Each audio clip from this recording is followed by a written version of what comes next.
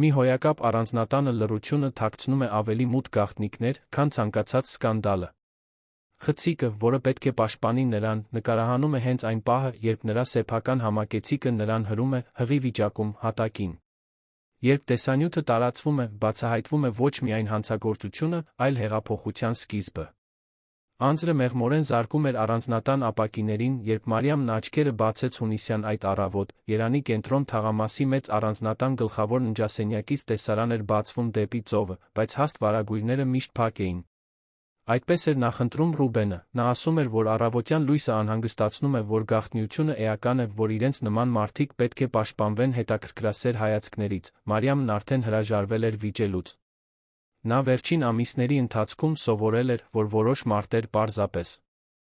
արժանի չեն պայքարելու, նա ձեռքը տարավ իր կլորացած փորին, զգալով, թե ինչպես է երեխան շարժվում, հղիության 6-րդ ամիսը, աղջիկ, Սոֆի, նա արդեն ընտրել էր անունը, թե Ռուբենը դեռ վերջնակ անհավանություն չէր տվել, նա նախընտրում էր սպասել, ասում էր, որ շատ վաղ է զգացմունքային որոշումների համար, Մարիամը միայնակ ժպտաց, մեղմ շշնջալով իր ներսում աճող դստերն, բարի լույս իմ փոքրիկ, այսօր հանգիստ օր կլինի, խոստանում եմ։ Մենք կընտրենք վերջին բաները քո սենյակի համար, շատ գեղեցիկ կլինի, կտեսնես, սուրճի բույրը բարձրանում էր խոհանոցից, տիրանուհին, տնային տնտեսուհին, ով գրեթե 2 տարի էր, ինչ աշխատում էր տանը, միշտ բոլորից շուտ էր արթնանում։ Նա 50 տարեկան մի կին էր, զուսպ, արդյունավետ։ Աչքերով, որոնք կարծես տեսնում էին ավելին, քան մարդիկ ասում էին, Մարիամը նրան սիրում էր, թե հազվադեպ էին խորը զրույցներ ունենում, Ռուբենը չէր սիրում, երբ նա շատ էր մոտենում աշխատակիցներին, ասում էր, որ կարող է հեռավորություն, հիերարխիա, հարգանք պահպանել, Մարիամը հասկանում էր բառերը, բայց ոչ այն տոնը, որով դրանք արտասանվում էին, նա դանդաղ վեր կացավ, զգալով հղիության ծանրությունը յուրաքանչյուր շարժման մեջ, վարդագույն մետաքսե գիշերազգեստը նրբորեն սահում էր նրա մաշկի վրայով։ Նա քայլեց դեպի լոգարա։ Դիտելով իր արտացոլանքը հայելու մեջ, շագանակագույն մազերը բնական ալիքներով ընկնում էին ուսերին, դեմքը դեռ կրում էր այն գեղեցկության գծերը, որոնք գրավել էին Ռուբենի ուշադրությունը 3 տարի առաջ, երբ նրանք հանդիպել էին նրա ընկերության կողմից կազմակերպված բարեգործական միջոցառման ժամանակ, այն ժամանակ նա աշխատում էր որպես փաստաբան համեստ գրասենյակում, երազում էր իր սեփական գրասենյակը բացելու մասին, ուներ անկախ կյանք։ Ամեն ինչ այնքան արագ փոխվեց, կայծակնային սիրավեպը, ամուսնության առաջարկը։ Փարիզում նուրբ ճնշումը, որ նա թողնի իր աշխատանքը, ի վերջո Ռուբեն Տավարեսի կինը կարիք չուներ աշխատելու, նա Երանի ամենամեծ շինարարական ընկերություններից մեկի սեփականատերն էր, հարգված, հզոր, հիացմունքի արժանի մարդ։ Նա կլիներ թագուհին նրա կողքին, բայց թագուհիները իրենց դղյակներում միշտ չէ, որ ազատ են, Մարիամը լվաց դեմքը, խոնավեցնող քսուկ քսեց, մազերը հավաքեց ազատ կապով, հագավ երկար, բեժ բամբակյա զգեստ, թեթ հարմարավետ, Ռուբենը ճանապարհորդում էր։ Եվս մեկ գործնական հանդիպում Գյումրիում։ Կվերադառնար միա։ Ինուշ երեկոյան, այդ օրերը, երբ նա ճանապարհորդում էր, միակն էին, որ Մարիամը կարողանում էր լիովին շնչել, նա կարող էր ընտրել, թե ինչ ուտել, ինչ դիտել հեռուստացույցով, խոսել հեռախոսով։ Առանց զգալու նրա հայացքի ծանրությունը յուրաքանչյուր բառի վրա, նա զգուշությամբ իջավ մարմարյա աստիճաններով, բռնելով բազրիքից, տունն անչափ մեծ էր, 5 սյուիտ, հյուրասենյակ, ճաշասենյակ, աշխատասենյակ, գրադարան, կինոթատրոն, ամբողջական մարզասրահ, տաքացվող լողավազան, զարդարուն շատրվաններով այգի, ամեն ինչ անթերի, ամեն ինչ պատվերով, ամեն ինչ վերահսկվող, նույնիսկ ծաղկամանների ծաղիկները շաբաթը 2 անգամ փոխվում էին, հավերժական թարմության տեսք պահպանելու համար, տիրանուհին նրան ողջունեց զուսպ ժպիտով, երբ նա մտավ խոհանոց, բարի լույս, տիկին Մարիամ, սուրճը պատրաստ է։ Ես պատրաստել եմ այն ամբողջական հացի տոստերը, որ սիրում եք, թարմ մրգեր էլ կան, շնորհակալություն, տիրանուհի, դուք հրեշտակ եք, Մարիամը նստեց խոհանոցի սեղանի մոտ, մի բան, որ նա երբեք չէր անի, եթե Ռուբենը տանը լիներ, նա պնդում էր, որ ուտելիքները մատուցվեն պա։ Շտոնական ճաշասենյակում, սպիտակեղենի սփռոցներով ճենապակյա սպասքով, բայց այդ պահին Մարիամը պարզապես պարզություն էր ուզում, լավ քնեցի՞ք, տիրանուհին հարցրեց նարնջի հյութ մատուցելիս, այո, վերջին օրերից ավելի լավ, կարծում եմ Սոֆին էլ էր հոգնած։ Մարիամը մեղմ ծիծաղեց, դիպչելով փորին, շատ լավ, իսկ այսօր դիզայները գալու է, չէ՞, հենց այդպես, 10 ժամին, մենք կավարտենք սենյակի վերջին մանրամասները, հազիվ եմ սպասում տեսնել ամեն ինչ պատրաստ, տիրանուհին գլխով արեց, բայց նրա աչքերում մի բան կար, որ Մարիամը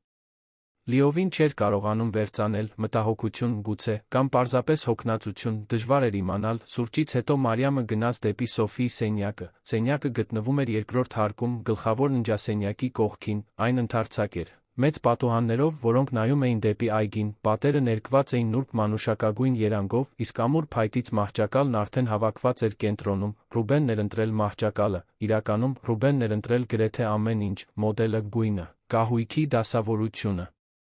Մարիամը մի քանի փոփոխություններ էր առաջարկել, բայց նա միշտ ավելի լավ փաստարկ ուներ, ավելի տրամաբանական պատճառ՝ դու դիզայնից չես հասկանում, իմ սեր, թող դա ինձ, վստահիր ինձ, նա վստահում էր, կամ գոնե փորձում էր։ Բջջային հեռախոսը թրթռաց զգեստի գրպանում, հայրն էր, Մուրադը, թոշակառու դաշնային դատավոր, խիստ սկզբունքների մեծ սրտի տեր մարդ, նա ամեն օր զանգում էր, քանի որ իմացել էր հղիության մասին, աղջիկս, ո՞նց ես, ողջույն, հայրիկ, լավ եմ, այո։ Սոֆին այսօր շատ է շարժվում, ինչ հրաշալի է, իսկ Ռուբենը, ո՞նց է վերաբերվում քեզ, լավ, հայրիկ, նա Գյումրիում է աշխատանքի բերումով, բայց այսօր վերադառնում է, միշտ ճանապարհորդում է այդ մարդը, համոզված ես, որ ամեն ինչ լավ է այնտեղ, այո, հայրիկ, մի անհանգստացիր, ամեն ինչ վերահսկողության տակ է։ Սուտ, բայց անհրաժեշտ սուտ, Մուրադը երբեք լիովին չէր հավանել ամուսնությունը, նա Ռուբենին համարում էր վերահսկող, ամբարտավան, չափազանց սառը, բայց Մարիամը պաշտպանել էր իր ընտրությունը, ասել էր, որ հայրը չափազանց պաշտպանող է, որ Ռուբենը պարզապես լուրջ է, կենտր։ Մոնացած, որ ինքը երջանիկ է, նա այնքան էր կրկնել այդ տարբերակը, որ գրեթե սկսել էր հավատալ դրան, լավ, աղջիկս, բայց եթե որե բան, իսկապես որե բան, դու ինձ զանգիր, խոստանում ես, խոստանում եմ, հայրիկ, սիրում եմ քեզ, ես էլ եմ քեզ սիրում, իմ աղջիկ, երբ անջատեց, Մարիամը սրտում ցավ զգաց, կարոտում էր այն կյանքը, որ ուներ նախկինում, անհոգ զրույցները, հեշտ ծիծաղները, այն զգացումը, որ աշխարհը բաց էր իր առջ, հիմա աշխարհը այդ առանձնատունն էր, գեղեցիկ, շքեղ, բայց նա կլաուստրոֆոբիկ։ Զանգը ղողանջեց ուղիղ 10 ժամին, դա Բեատրիսն էր, դիզայները, 30 տարեկան մի կին, ստեղծագործ, խոսող, էներգիայով լի, Մարիամը սիրում էր նրա ընկերակցությունը, դա այն քիչ պահերից մեկն էր, երբ նա կարողանում էր դրսից մեկի հետ խոսել, առանց զգալու, որ յուրաքանչյուր բառ դատվում է, Մարիամ սիրելիս, ո՞նց է այդ փոքրիկ արքայադուստրը ներսում, Բեատրիսը ժպտալով մտավ, իր հետ բերելով գործվածքների նմուշներով թղթապանակներ, կահույքի կատալոգներ, այսօր անհանգիստ է, կարծում եմ, անհամբեր սպասում է իր սենյակի պատրաստ լինելուն, ուրեմն նա։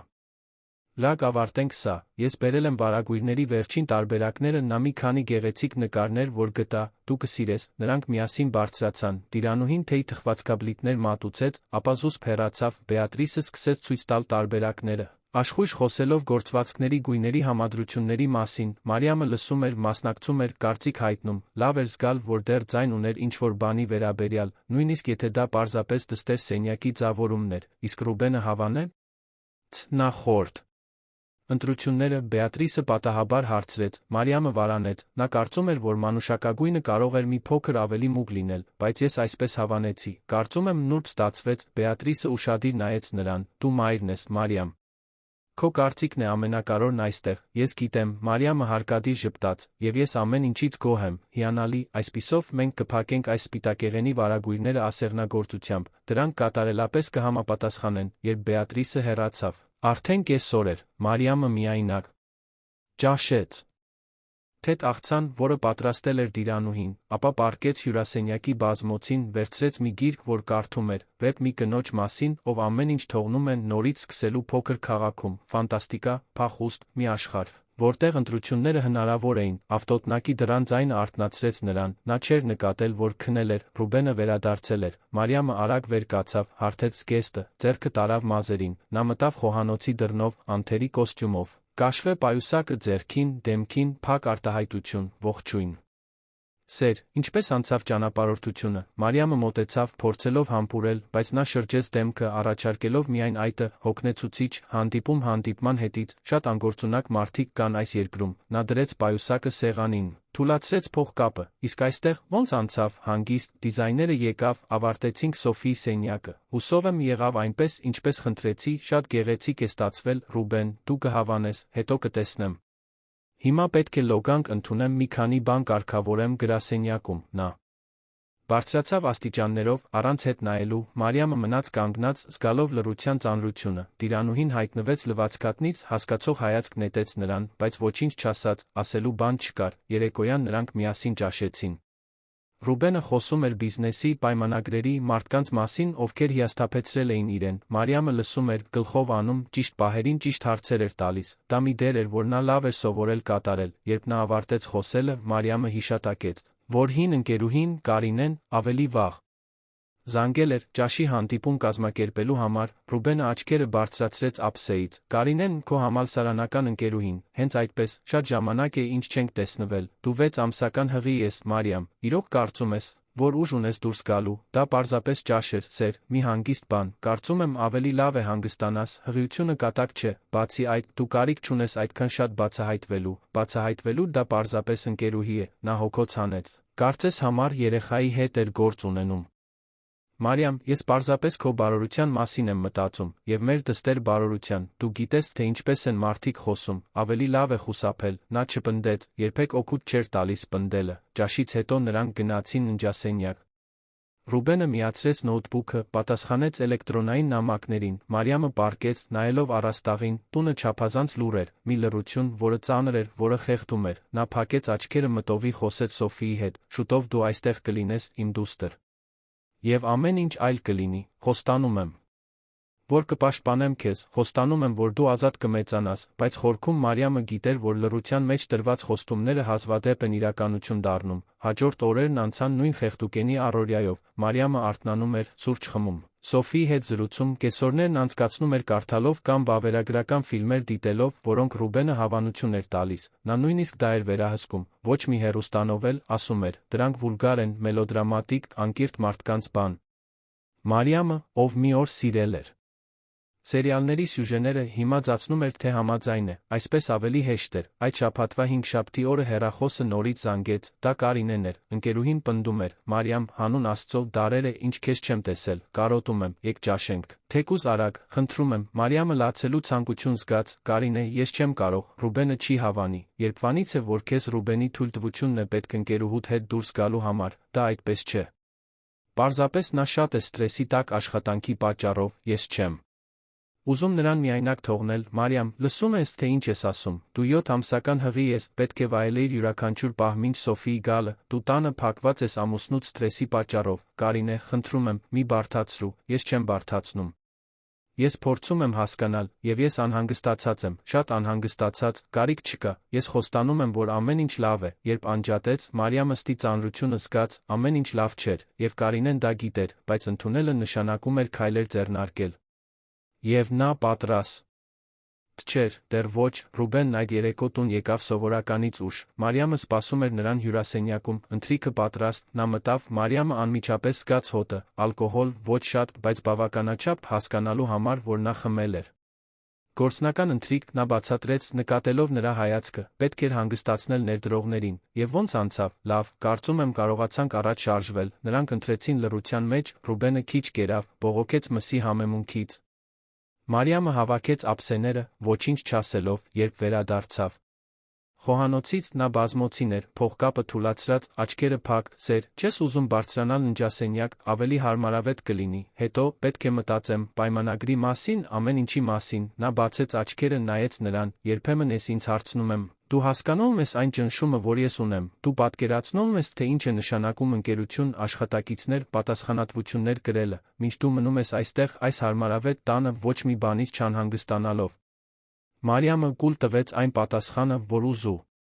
մեր տալ, ես անհանգստանում եմ, այո, քո մեր դստեր, մեր տան համար, տուն, նա առանց հումորի ծիծաղեց, տունը հեշտ է, դժվար է այն, ինչ ես անում եմ դրսում, նա չպատասխանեց, միայնակ բարձրացավ ննջասենյակ, պառկեց հսկայական ու սառը մահճակալին, զգալով Սոֆիի հարվածները, երեխան անհանգիստ էր այդ գիշեր, Մարիամը ձեռքը դրեց փորին, փորձելով հանգստացնել նրան, ամեն ինչ լավ է, իմ փոքրիկ, վաղը ավելի լավ կլինի, բայց վաղը ավելի լավ չեղավ, Ռուբենն արթնացավ ավելի զայրացած։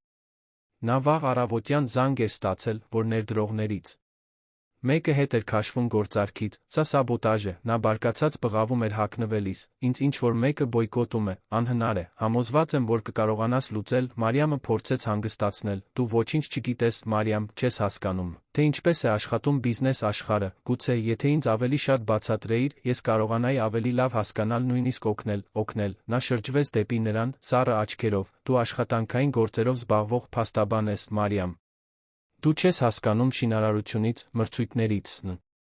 Երդրումներից, մնա քո տեղում, բառերը ցավեցրին ավելին, քան ցանկացած ապտակ կարող էր ցավեցնել։ Մարիամը լուռ մնաց, զգալով արցունքների այրոցն աչքերում, բայց հրաժարվելով դրանք թափել նրա առջ, Ռուբենը դուռը շրխկացնելով դուրս եկավ։ Մարիամը մնաց կանգնած, սենյակի մեջտեղում, զգալով, թե ինչպես է աշխարհը փլուզվում։ Տիրանուհին մի քանի րոպե անց բարձրացավ, գտավ նրան դեռ կանգնած, դատարկությանը նայելիս։ «Տիկին Մարիամ, պետք է նստեք, լավ չէ այսպես կանգնած մնալը, հղիեք», Մարիամը թույլ տվեց, որ իրեն տանեն մահճակալին։ «Տիրանուհի, դուք կարծում եք, որ ես անօգուտ եմ», տնային տնտեսուհին զարմացած նայեց նրան։ «Իհարկե ոչ, ինչու՞։ Էք այդպես ասում, այդպես եմ զգում, կարծես ոչնչի համար չեմ պիտանի, բացի այս տունը զարդարելուց, դուք շատ ավելին եք, քան դա, եւ երբ փոքրիկ Սոֆին ծնվի, կտեսնեք, որ դա աշխարհի ամենակարևոր բանն է, մայր լինելը, իսկ եթե դրանում էլ լավ չլինեմ»։ Տիրանուհին նստեց նրա կողքին, բռնեց նրա ձեռքը։ «Դուք հրաշալի մայր կլինեք, ես դա գիտեմ, ես տեսնում եմ, թե ինչպես եք խոսում երեխայի հետ, ինչպես եք հոգ տանում իր մասին, ինչպես եք անհանգստանում, սա սեր է, եւ սերը այն ամենն է, ինչ երեխային պետք է»։ Մարիամն այնուհետ լացեց, մեղմ լացեց, բռնելով Տիրանուհիի ձեռքը, առանց բառերի թեթանալով, եւ տնային տնտեսուհին մնաց այնտեղ լռության մեջ, առաջարկելով այն հարմարավետությունը, որը կարող էր։ Շաբաթն ավարտվեց առանց բարելավումների, Ռուբենն ամեն օր ուշ էր վերադառնում, ավելի ու ավելի զայրացած, պայմանագիրը վտանգի տակ էր, ներդրողները տատանվում էին, մրցակցությունը ուժեղ էր։ Նա իր հիասթափությունը թափում էր փոքրիկ, թթու մեկնաբանություններով։ Մարիամը սովորեց քայլել մատների ծայրերով, զգուշորեն ընտրել յուրաքանչյուր բառ, խուսափել ամեն ինչից, ինչը կարող էր վեճ առաջացնել։ Ուրբաթ երեկոյան նա հայտարարեց, որ շաբաթ-կիրակի օրերին պետք է նորից մեկնի Գյումրի, վերջին փորձը փրկելու գործարքը։ «Դու լավ կլինես այստեղ»։ «Այո, կլինեմ, հիանալի, եւ Մարիամ, երբ վերադառնամ, պետք է մի քանի բան խոսենք»։ «Ինչի՞ մասին»։ «Մեր կյանքի մասին, ակնկալիքների մասին, այն մասին, թե ինչ եմ ես ակնկալում քեզնից Սոֆիի ծնվելուց հետո»։ Տոնը սառն էր, հեռու։ Մարիամը գլխով արեց, չվստահելով իր սեփական ձայնին։ Ռուբենը հեռացավ շաբաթ առավոտյան, նա մնաց այնտեղ միայնակ հսկայական առանձնատանը, զգալով, որ ինչ-որ բան պատրաստվում է փոխվել, ինչ-որ վատ բան, փոթորիկը կուտակվում էր։ Նա զգում էր օդի ծանրությունը, որը նախանշում էր գալիք քաոսը։ Կիրակին անձրոտ լուսացավ, Մարիամն արթնացավ միայնակ հսկայական մահճակալում, զգալով միայնության ծանրությունը, խառնված տունը իրենը ունենալու թեթությանը։ Ռուբենը նախորդ գիշեր զանգել էր միայն ասելու, որ մեկ օր կմնա Գյումրիում, բարդ բանակցություններ, նա 4-օրեն բացատրել էր, կվերադառնար երկուշաբթի երեկոյան։ Մարիամը չհարցրեց, երբեք չէր հարցնում, օրն անցկացրեց կարդալով, Սոֆիի հետ զրուցելով, փորձելով չմտածել այն զրույցի մասին, որը Ռուբենը հիշատակել էր։ Ակնկալիքների մասին, այն մասին, թե ինչ էր նա ակնկալում իրենից երեխայի ծնվելուց հետո, բառերը արձագանքում էին նրա մտքում որպես չարագուշակ նշան, նա բավականաչափ լավ էր ճանաչում Ռուբենին, իմանալու համար, որ այդ զրույցը չէր լինելու համագործակցության կամ փոխադարձ աջակցության մասին, այն լինելու էր կանոնների մասին, ավելի շատ կանոնների։ Տիրանուհին թեթ ճաշ պատրաստեց, նրանք միասին ճաշեցին խոհանոցում մի բան, որը փոքրիկ ծես էր դարձել այն օրերին, երբ Ռուբենը ճանապարհորդում էր։ Տնային տնտեսուհին խոսում էր իր դստեր մասին, ով ապրում էր Աբովյանում, իր սիրելի թոռների մասին, իր պարզ, բայց երջանիկ կյանքի մասին, այդ մարմարյա պատերից դուրս։ Մարիամը նախանձով էր լսում, նախանձում էր պարզությանը, ազատությանը, այն վերահսկողությանը, որ Տիրանուհին ուներ իր սեփական կյանքի վրա, կեսօրին։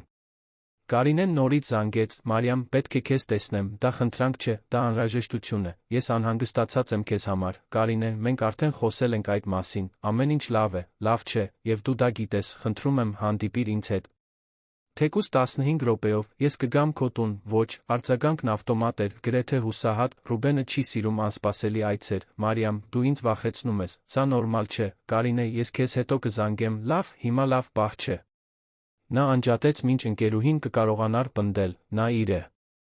Սարսափելի զգաց դրա համար, բայց նա գիտեր, որ չէր կարող թույլ տալ, որ Կարինեն գա, ոչ այն դեպքում, երբ տեսախցիկները ամեն ինչ ձայնագրում էին, ոչ այն դեպքում, երբ Ռուբենը կստուգեր նրա յուրաքանչյուր շարժումը, երբ վերադառնար։ Երեկո ընկավ, ավելի շատ անձր բերելով, Մարիամը միայնակ ճաշեց, տաք լոգանք ընդունեց, հագավ հարմարավետ գիշերազգեստ շուտ պառկեց։ Սոֆին հանգիստ էր, ինչը մի փոքր անհանգստացրեց նրան, բայց բժիշկն ասել էր, որ նորմալ է, որ երեխան ունենա ավելի քիչ շարժման շրջաններ, քանի որ տարածքը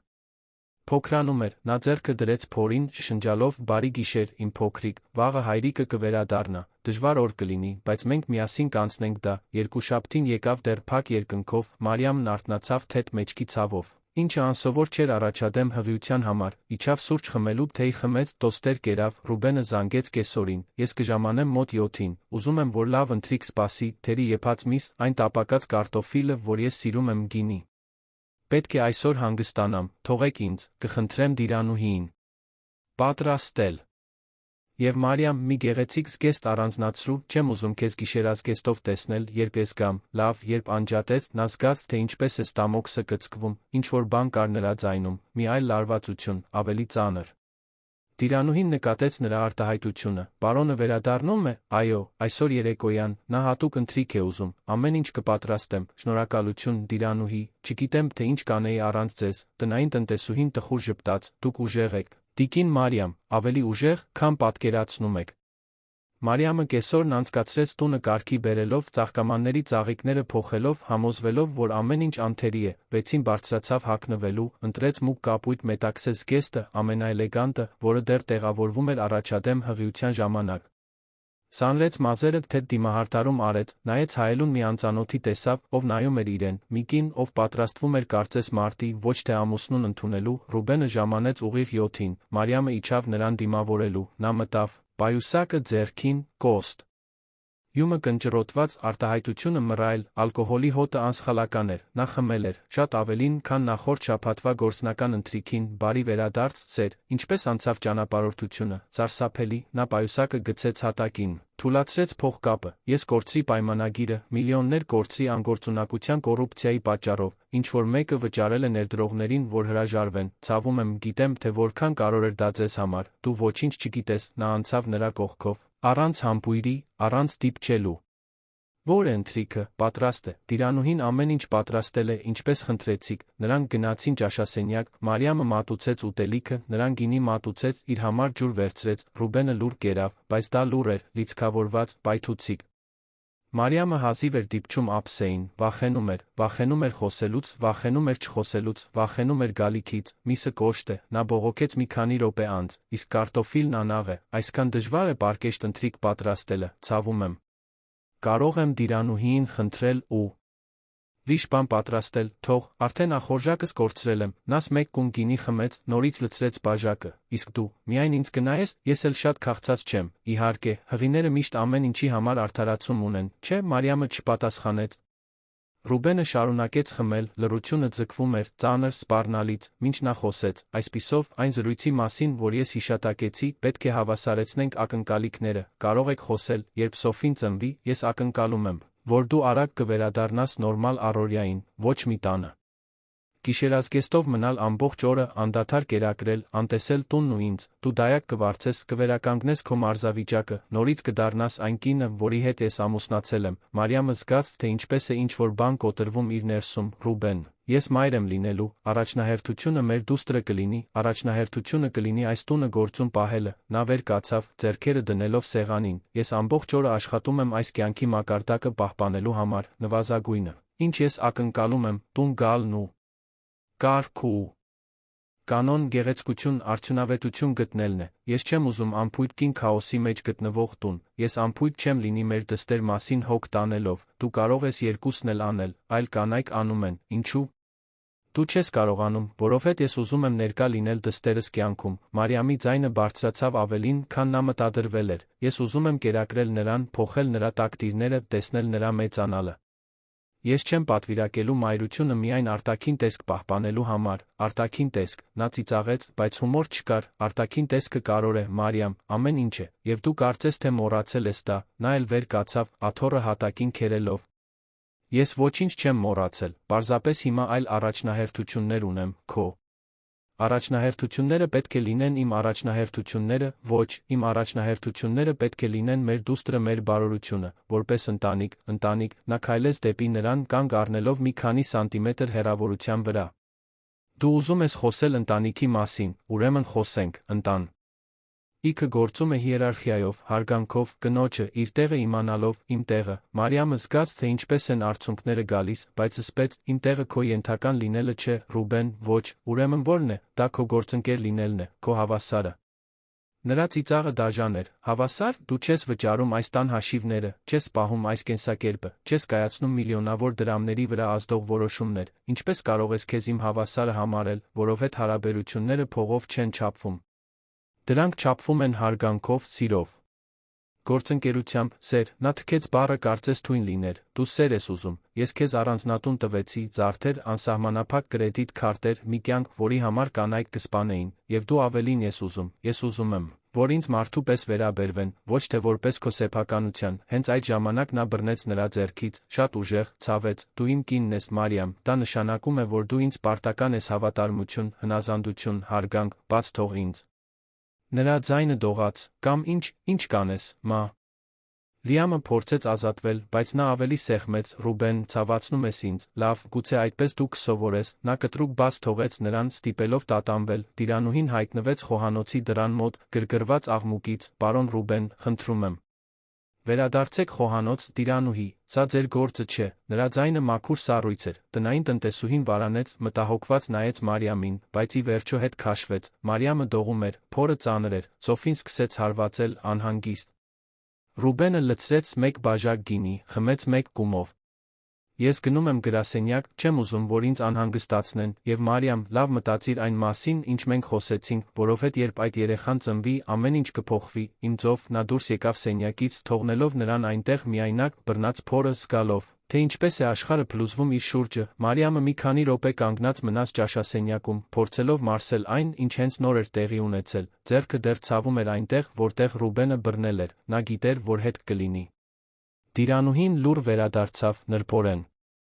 դիպավ նրա ուսին, եկեք, տիկին Մարիամ, ես ձեզ համար թեյ կպատրաստեմ, կարիք չկա, տիրանուհի, ես պարզապես պետք է բարձրանամ պարկեմ, համոզված եք, ես կարող եմ ձեզ հետ մնալ, եթե ուզում եք, այո, համոզված եմ, շնորհակալություն։ Մարիամը դանդաղ բարձրացավ աստիճաններով, յուրաքանչյուր աստիճանը կարծես տոննաներ կշռեր, մտավ ննջասենյակ, փակեց դուռը, հենվեց դրան, վերջապես թույլ տվեց արցունքներին թափվել, մեղմ լացեց, վախենալով, որ Ռուբենը կլսի գրասենյակից կվերադառնա հերթական նվաստացումների համար, Սոֆին անդադար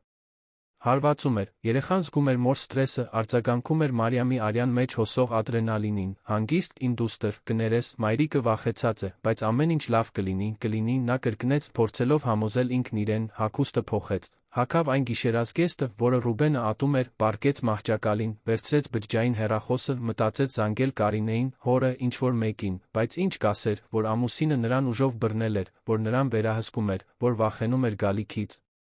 Դա չափազանցություն կթվար, դա դրամա կթվ։ Ի վերջո, նա իրականում չէր վնասել նրան, այդքան էլ չէր բղավել, բռնություն չէր կիրառել այնպես, որ տեսանելի ապացույցներ թողներ, բացի ձեռքի հետքից, որը նա կարող էր թաքցնել, այդպես էր աշխատում, փոքրիկ բռնություններ, որոնք միասին բանտ էին կազմում, բայց որոնք անհատապես կարող էին արդարացվել, նվազագույնի հասցվել, անտեսվել, նա չնկատելով քնեց, հոգեպես հյուծված, արթնացավ գիշերվա կեսին, երբ Ռուբենը մտավ ննջասենյակ, նա ավելի հանգիստ էր, բայց ալկոհոլի հոտը դեռ առկա էր, նա ավելի շատ էր խմել գրասենյակում, նա պառկեց նրա կողքին, ոչինչ չասելով, Մարիամը ձացրեց, թե շարունակում է քնել, չէր ուզում խոսել, չէր ուզում վտանգել մեկ այլ վեճ, երեքշաբթի առավոտը լարված էր, Ռուբենն արթնացավ վաղ, անմիջապես գնաց լոգարան, լոգանք ընդունեց, հագնվեց։ Երբ իջավ սուրճ խմելու, Մարիամն արդեն սեղանի մոտ էր, նրանք լուռ կերան, մինչ նա խոսեց ավելի մեղմ, գրեթե քնքուշ տոնով, Մարիամ, երեկվա մասին, ես սթրեսի տակ էի, այդ պայմանագիրը կորցնելն ավելի շատ ազդեց ինձ վրա, քան ես պատկերացնում էի։ Հասկանում եմ, բայց ես չպետք է այդպես ոսեի քեզ հետ, ոչ էլ ուժով բռնեի քո ձեռքից, կներես, Մարիամը նայեց նրան, ամիսների մեջ առաջին անգամ էր, որ նա ներողություն էր խնդրում ինչ-որ բանի համար, շնորհակալություն ճանաչելու համար, մենք ընտանիք ենք, պետք է աջակցենք միմյանց, հատկապես հիմա, երբ Սոֆին գալիս է, նա ձեռքը մեկնեց սեղանին, դիպավ նրա ձեռքին, կարող ենք նորից սկսել, նա ուզում էր հավատալ, անհուսալիորեն ուզում էր հավատալ, որ դա անկեղծ էր, որ նա կփոխվի, որ ամեն ինչ կարող է բարելավվել, այո, կարող ենք, հիանալի։ Նա ժպտաց, մի ժպիտ, որը չէր հասնում աչքերին, պետք է գնամ, ամբողջ օրը հանդիպումներ ունեմ, կտեսնվենք երեկոյան, երբ նա դուրս եկավ, Մարիամը զգաց թեթության կասկածի խառնուրդ, տիրանուհին հայտնվեց, սկսեց հավաքել սպասքը, դուք հավատո՞ւմ եք նրան, Մարիամը հոգոց հանեց։ Ես ուզում եմ հավատալ, բայց չեք հավատում, չգիտեմ, Տիրանուհի, ես այնքան հոգնած եմ փորձել հասկանալ, թե ինչն է իրական, ինչը ոչ, իրականն այն է, ինչ դուք եք զգում, եւ ես ձեր աչքերում տեսնում եմ, որ դուք երջանիկ չեք, որ դուք վախենում եք։ Մարիամը չժխտեց, չկարողացավ։ Օրը դանդաղ անցավ, նա փորձեց կարդալ, բայց չկարողացավ կենտրոնանալ, փորձեց հեռուստացույց դիտել, բայց ոչինչ չէր գրավում նրա ուշադրությունը, խոսեց Սոֆիի հետ, ինչպես միշտ անում էր, բայց նույնիսկ նրա բառերը դատարկ էին թվում, նա լիմբոյի մեջ էր, սպասելով երեկոյի գալուն, սպասելով տեսնելու, թե արդյոք Ռուբենը կպահպանի ավելի մեղմ տոնը, թե կվերադառնա լինելու վերահսկող սառը մարդը։ Կարինեն զանգեց կեսօրին. Մարիամ, խնդրում եմ, մի անտեսիր ինձ, ես հուսահատ եմ այստեղ, պետք է իմանամ, որ դու լավ ես, ես լավ եմ։ Կարինե, լուրջ եմ, ուրեմն հանդիպիր ինձ հետ, վաղը, ճաշի, հանուն Աստծո Մարիամ, նա մտածեց նորից մերժելու մասին, բայց ինչ-որ բան իր ներսում զիջեց, լավ, վաղը, կեսօրին, նույն տեղում, շնորհակալություն Աստծուն, սիրում եմ քեզ, ընկերուհիս։ Մինչ վաղը, Մարիամը անջատեց, զգալով, որ կարոր քայլ է արել, փոքր, բայց կարոր, գուցե Կարինեին պատմելը կօգներ, գուցե դրսից մեկին ունենալը, ով կհաստատեր իր զգացմունքները, ինչ-որ տարբերություն կմտցներ, Ռուբենն այդ երեկո տուն եկավ ավելի շուտ, ծաղիկներ բերելով, սպիտակ վարդ։ Եր Մարիամի սիրելիները, քեզ համար, նա ասաց, մատուցելով ծաղկեփունջը, որպես երեկվա ներողություն, շատ գեղեցիկ են, շնորհակալություն, նրանք միասին ընթրեցին, զրույցն ավելի թեթ էր, Ռուբենը պատմեց աշխատանքի, նոր նախագծերի մասին, որոնք ի հայտ էին գալիս, Մարիամը լսում էր, մասնակցում էր, զգում էր, որ գուցե իսկապես ամեն ինչ կարող է բարելավվել, մինչ նա պատահաբար հիշատակեց, վաղը պետք է դրսում ընթրեմ, հանդիպում պոտենցիալ ներդրողների հետ, հավանաբար ուշ կվերադառնամ։ Խնդիր չկա, ի դեպ, ես էլ եմ վաղը դուրս գալու, ճաշ Կարինեի հետ, մթնոլորտը անմիջապես փոխվեց, Կարինեի հետ, այո, արդեն որոշված էր, կարծում էի մենք խոսել էինք քո դուրս գալու մասին, մենք խոսել էինք, որ ես պետք է տեղեկացնեմ, եւ ես տեղեկացնում եմ, Մարիամ, դու 7 ամսական հղի ես, չես կարծում, որ ավելի լավ է խուսափել դուրս գալուց։ Դա պարզապես ճաշ է, Ռուբեն, 1 ժամ, առավելագույնը, նա երկար նայեց նրան, լավ, բայց ուզում եմ, որ արագ վերադառնաս, եւ հաղորդագրություն ուղարկիր, երբ հասնես, երբ դուրս գաս ռեստորանից, թողեք ինձ, բայց նա գիտեր նրա տոնից, այն բանից, թե ինչպես էին նրա աչքերը կարծրացել, որ նա երջանիկ չէր, եւ որ հետանքներ կլինեն, չորեքշաբթի օրը Մարիամը զգուշորեն հագնվեց, ընտրեց հարմարավետ զգեստ, վերցրեց պայուսակը, իջավ, Ռուբենն արդեն վաղուց դուրս էր եկել։ Տիրանուհին նրան տեսավ հեռանալիս, մտահոգ հայացքով, զգույշ եղեք, տիկին, շուտ կվերադառնամ, Տիրանուհի, ռեստորանը լիքն էր, երբ նա հասավ, Կարինեն արդեն այնտեղ էր, աշխույժ թափահարելով ձեռքը, նրանք գրկախառնվեցին, նստեցին, եւ ապա, առանց սպասելու, Կարինեն կրակեց. Մարիամ, ասա ինձ ճշմարտությունը, ինչ է կատարվում, եւ Մարիամը առաջին անգամ պատմեց վերահսկողության տեսախցիկների, թթու մեկնաբանությունների, մեկուսացման, այն վախի մասին, որ զգում էր, բառերը դուրս էին գալիս շիթերով, կարծես պատնեշը քանդվել լիներ, Կարինեն լսում էր, աչքերը լայն բացված, ձեռքը բռնած նրա ձեռքը սեղանի վրա, Աստված իմ, Մարիամ, սա բռնություն է, դու հասկանում ես դա, չէ, դա ֆիզիկական բռնություն չէ, Կարինե, պարզապես նա վերահսկող է։ Հուզական բռնություն է, եւ այն, ինչ դու ինձ պատմում ես, միայն վատանում է, ես գիտեմ, բայց ես հղի եմ, ես դուստր ունեմ գալիք, ես չեմ կարող պարզապես հեռանալ, կարող ես, այո, եւ պետք է, մինչ չափազանց ուշ լինի, Մարիամը գլխով արեց, դա այդքան պարզ չէ, դա ավելի պարզ է, քան այսպես շարունակել ապրելը, Մարիամ, ես մարդկանց ճանաչում եմ, փաստաբաններ, ապաստարաններ, աջակցություն, ես կարող եմ քեզ օգնել, պետք է մտածեմ, ժամանակ է պետք, ժամանակը այն է, ինչ դու չունես, ընկերուհիս, նայիր քեզ, նիհարել ես, գունատ ես, աչքերի տակ մուգ շրջանակներ ունես, սա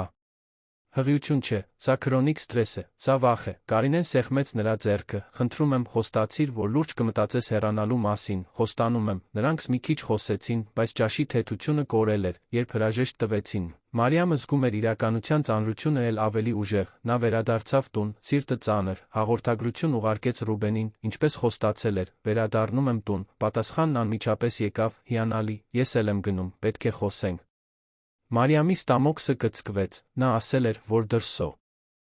կընտրի, ինչու՞։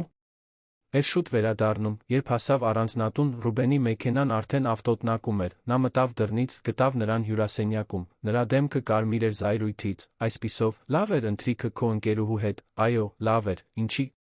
մասին խոսեցիք, ընկերուհիների բաներ, մանրուքներ, նա վեր կացավ, օրինակ, ինձ ասել, որ ես վերահսկող եմ, որ դու ինձնից վախենում ես, որ ես քեզ մեկուսացնում եմ, Մարիամի արյունը սառեց, ինչպես գիտես դա։ Նա բարձրացրեց նրա բջջային հեռախոսը. «Դու դա մոռացել ես մեքենայում, և հարմարության համար Կարինեն քեզ հաղորդագրություն է ուղարկել ճաշից հետո»։ Շատ բացահայտող հաղորդագրություն։ Մարիամը խուճապ զգաց. «Դու կարդացել ես իմ հաղորդագրությունները»։ Իմ իրավունքն է, որպես ամուսին իմանալ, թե ինչ է անում իմ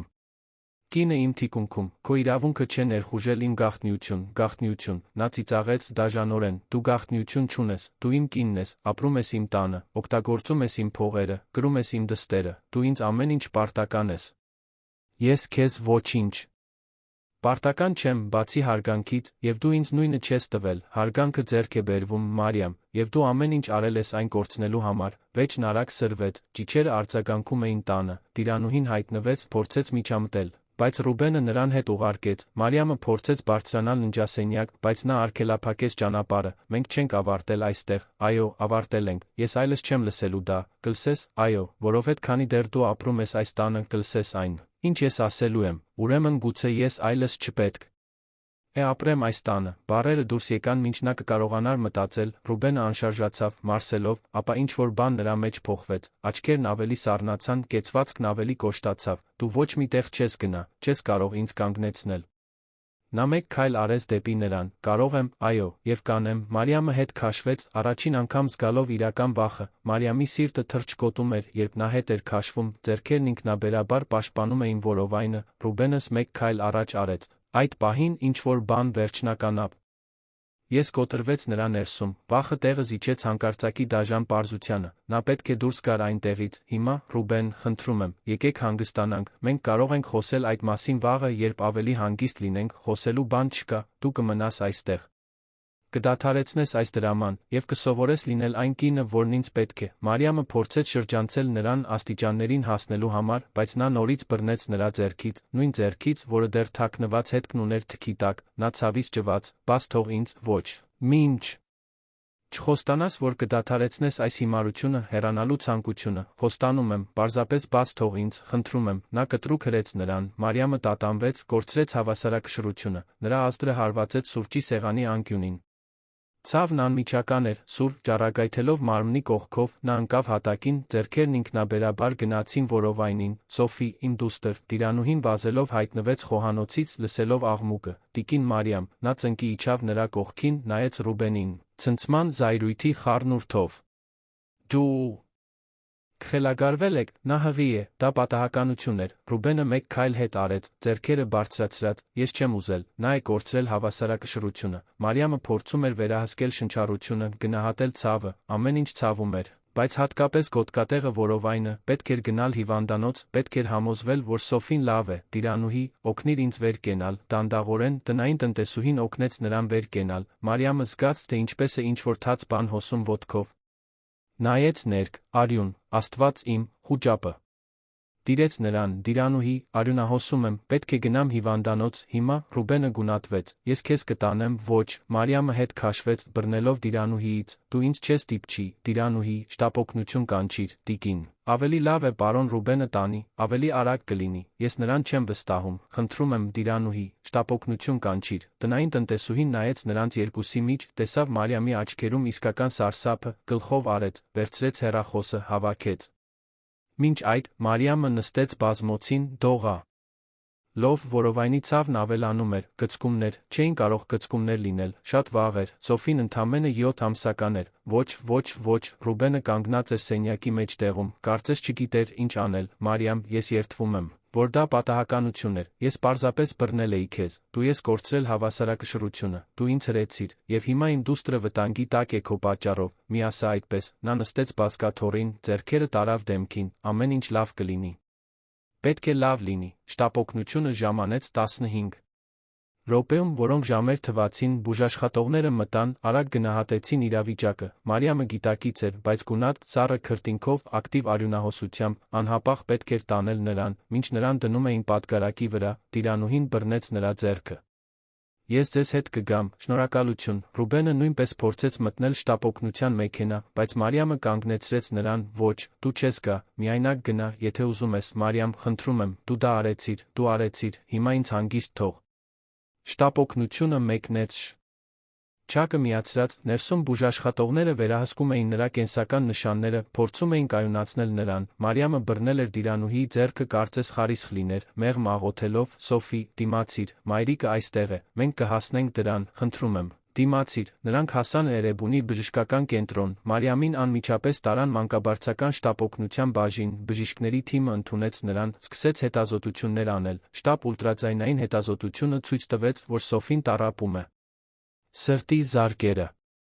անկանոն էին, ընկերքի շերտազատում կար, անհապաղ պետք էր շտապ կեսարյան հատում անել, անմիջապես, բայց շատ վաղ է, Մարիամը լացեց, նա ընդամենը 7 ամսական է, ավելի լավ է հիմա դուրս բերել նրան հնարավորություն տալ, քան սպասել կորցնել երկուսին էլ։ Մանկաբարձը բացատրեց մեղմ, բայց հաստատակամ. «Մարիամ, դու պետք է վստահես մեզ, լավ, փրկեք իմ դստերը, խնդրում եմ»։ Նրան տարան վիրահատարան, Տիրանուհին մնաց դրսում, զանգահարելով Մուրադին, Մարիամի հայրը պատասխանեց երկրորդ զանգին. «Պարոն Մուրադ, Տիրանուհին է, տիկին»։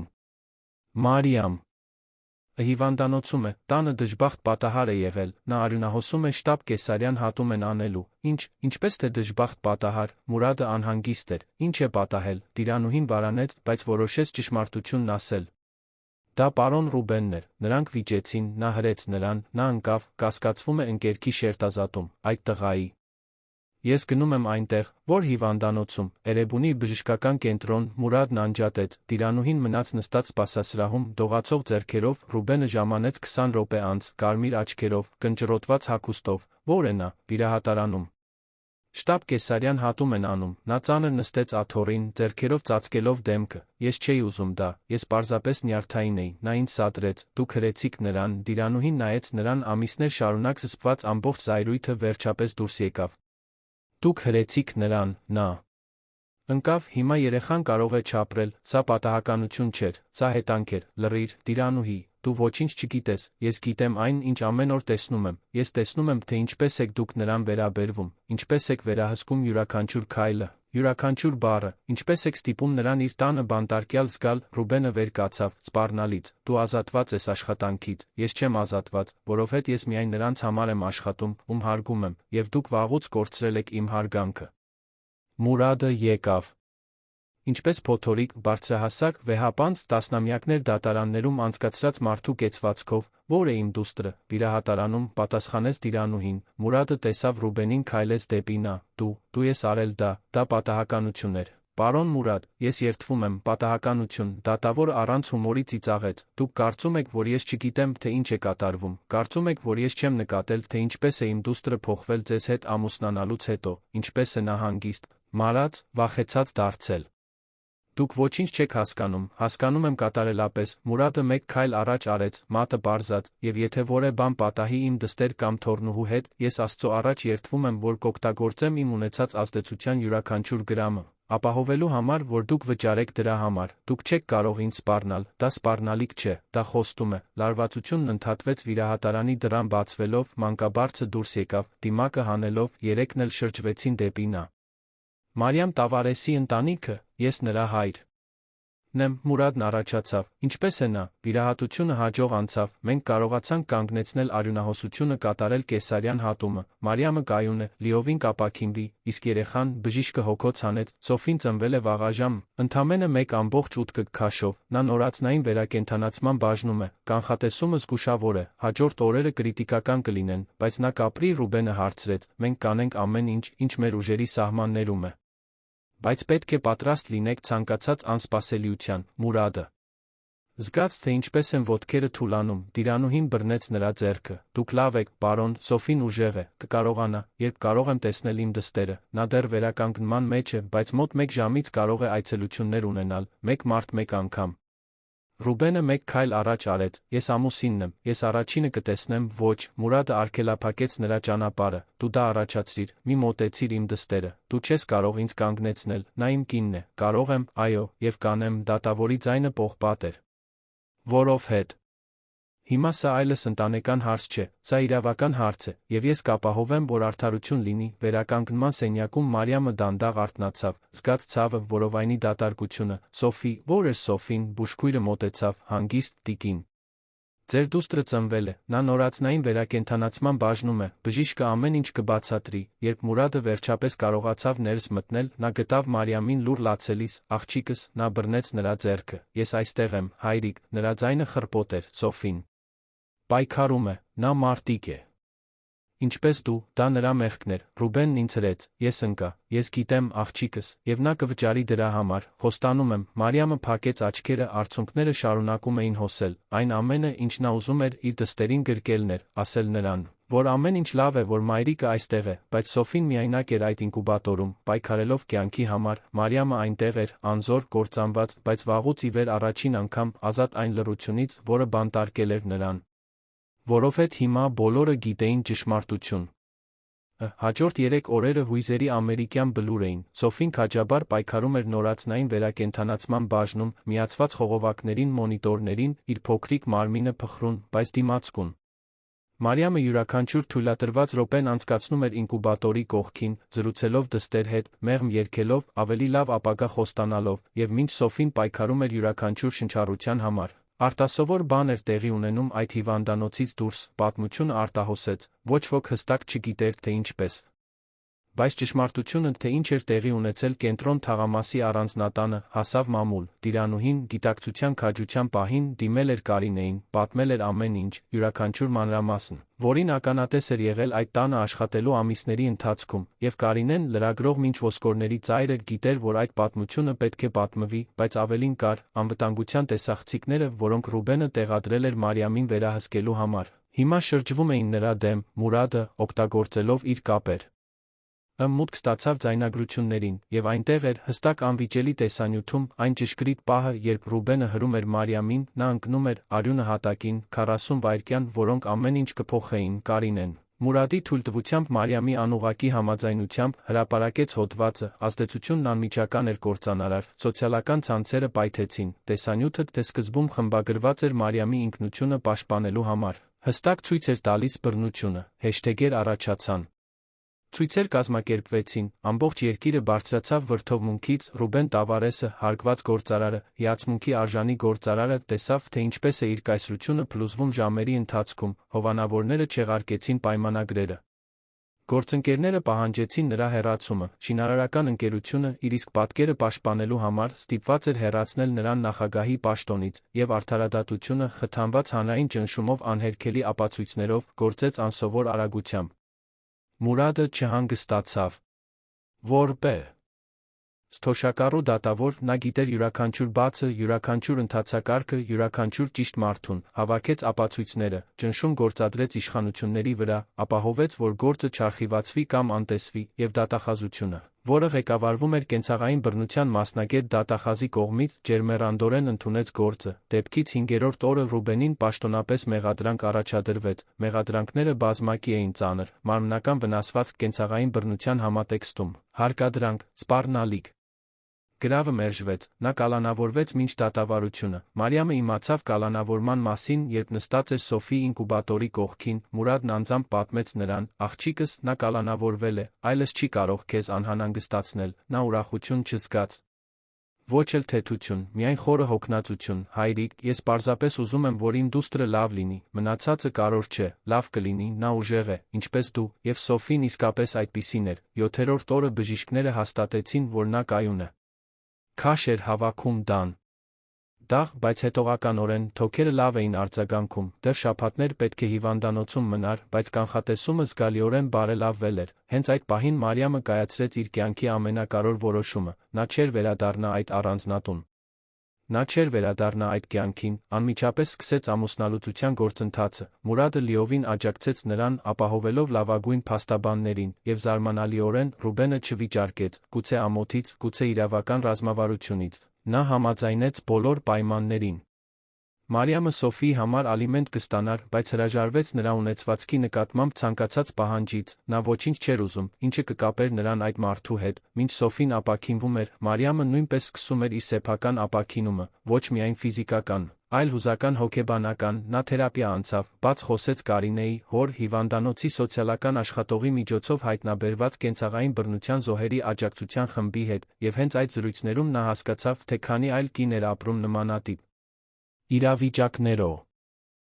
Քանի կիներ բանտարկված ամուսնությունների մեջ, որոնք դրսից կատարյալ էին թվում, բայց ներսից դժոխք էին, 3 ամիս անց Սոֆին վերջապես դուրս գրվեց հիվանդանոցից, դեռ փոքր, բայց առողջ ուժեղ, Մարիամը նրան տուն տարավ։ Ոչ թե կենտրոն թաղամասի առանձնատուն, այլ Արաբկիրում գտնվող հարմարավետ բնակարան, որը Մուրադն օգնել էր վարձել, այն ավելի փոքր էր, ավելի պարզ, բայց դա իրենցն էր, և տարիների մեջ առաջին անգամ Մարիամն իրեն իսկապես տանը զգաց։ Ռուբենի դատավարությունը տեղի ունեցավ դեպքից 6 ամիս անց, դա ազգային իրադարձություն էր, դատարանի դահլիճները լեփ-լեցուն էին, ցուցարարներ դրսում, հեռուստատեսային տեսախցիկներ, ամբողջ Հայաստանը հետում էր, Մարիամը վկայեց, Սոֆիին գրկած, քանի որ հրաժարվեց նրան մեկ ուրիշի հետ թողնել։ Նա բարձրացավ վկաների նստարանին, պատմեց իր պատմությունը, ոչ միայն այդ գիշերվա մասին, այլ ամեն ինչի մասին, աստիճանական վերահսկողությունը, մշտական նվաստացումները, առաջադեմ մեկուսացումը, հոգեբանական բանտը, որում ապրել էր։ Նրա ձայնը մի քանի անգամ դողաց, բայց չկոտրվեց, որովհետև նա այլս չէր վախենում։ Կարինեն նույնպես վկայեց, Տիրանուհին նույնպես, և ցուցադրվեց տեսանյութը, 40 վայրկյան բացարձակ լռություն դատարանի դահլիճում, մինչ բոլորը դիտում էին Ռուբենին, հրելով Մարիամին, նա ընկնում էր, արյունը մարմարյա հատակին։ Պաշտպանությունը փորձեց փաստարկել սթրես, բիզնեսի ճնշում, պատահականություն, բայց ոչ ոքի չհամոզեց, ապացույցները չափազանց հստակ էին, բռնի վարքագծի օրինաչափությունը չափազանց փաստագրված։ Դատավճիռը կայացվեց երդվյալ ատենակալների խորհրդակցությունից ընդամենը 3 ժամ անց։ Մեղավոր, բոլոր մեղադրանքներով, դատավճիռը հրապարակվեց դատավորի կողմից, հաստատական պարզ ձայնով, Ռուբեն Տավարեսը դատապարտվեց 12 տարվա ազատազրկման, ազատության մեջ բողոքարկելու հնարավորություն չկար, բացի այդ որոշվեց, որ նա պետք է զգալի փոխհատուցում վճարի Մարիամին Սոֆիին, բացի արդեն սահմանված ամսական ալիմենտից, և վերջապես, տրվեց մշտական սահմանափակող հրաման, նա չէր կարող մոտենալ Մարիամին կամ փորձել կապ հաստատել Սոֆիի հետ, մինչ նա չդառնա 18 տարեկան ինքնուրույն չորոշի, ուզում է հանգ իպել հորը թե ոչ, դատարանի դրսում ամբոխը տոնում էր, Մարիամը դուրս եկավ գլխավոր դռնից, Սոֆիին գրկած, Մուրադը նրա կողքին, Կարինեն հենց հետից, նա դիմակայեց տեսախցիկներին խոսափողներին, և երբ հարցրեցին, թե ինչպես է զգում իրեն, նա անկեղծորեն պատասխանեց, թեթացած, բայց հիմնականում, հույսով լի, որովհետև սա միայն ինձ մասին չէ, սա բոլոր այն կանանց մասին է, ովքեր ապրում են նմանատիպ իրավիճակներում, այն մասին, որ ցույց տանք, որ հնարավոր է դուրս գալ, որ հնարավոր է նորից սկսել, որ ոչ ոք արժանի չէ վախով ապրելու սեփական տանը։ Մարիամի խոսքերը արձագանքեցին ամբողջ երկրում, և ինչ-որ բան սկսեց փոխվել, ավելի շատ կանայք սկսեցին բողոքել, ավելի շատ դեպքեր բացահայտվեցին, և հասարակությունը վերջապես սկսեց ուշադրություն դարձնել, դա Մուրադն էր, ով առաջարկեց գաղափարը, աղջիկս, դու սարսափելի բաների միջով ես անցել, բայց դու գոյատեցիր, և դու գիտելիք ունես, պատմություն ունես, ձայն ունես, ինչու՞ չես օգտագործում այդ ամենը այլ կանանց օգնելու համար։ Մարիամը մտածեց, և հասկացավ, որ նա ճիշտ էր, խոսեց Կարինեի, այլ ակտիվիստների, մասնագետ հոգեբանների հետ, և այդպես ծնվեց նախագիծը, հիմնադրամ, կենցաղային բռնության ենթարկված կանանց համար ընդունելության աջակցության տարածք, մի վայր, որտեղ նրանք կարող էին գտնել իրավական, հոգեբանական, ֆինանսական աջակցություն, որտեղ նրանք կարող էին նորից սկսել։ Մուրադը նվիրաբերեց սկզբնական գումարը, այն փոխհատուցումը, որ Մարիամը ստացավ Ռուբենից, ամբողջությամբ ներդրվեց նախագծում, և գործարարները, զգայուն դարձած պատմությունից, նույնպես նպաստեցին։ Մեկ տարուց էլ քիչ ժամանակում